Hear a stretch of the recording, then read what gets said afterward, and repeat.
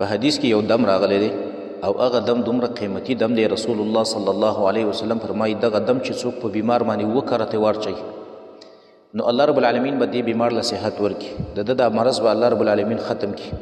هر څومره ګران او سخت مرض ولې نه دی، هر څومره دا سړی نه امیده شوی ولې نه دی، خو څوک چې په یقین سره دغه دم په بیمار باندې وکرته ورتي نو الله رب العالمین به صحت دې بیمار له ورکړي.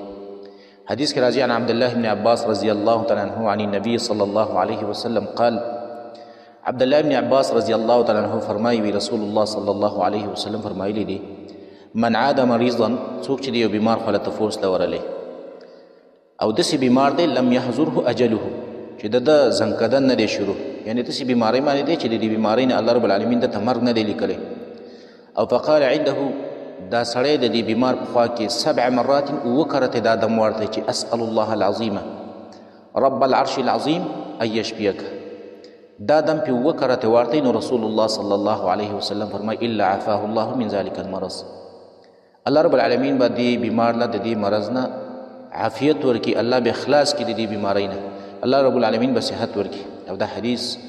ابو داود کې راغلی دی، ترمذي هم راوړی، امام نسائی هم راوړی دی. نو اسأل الله العظیم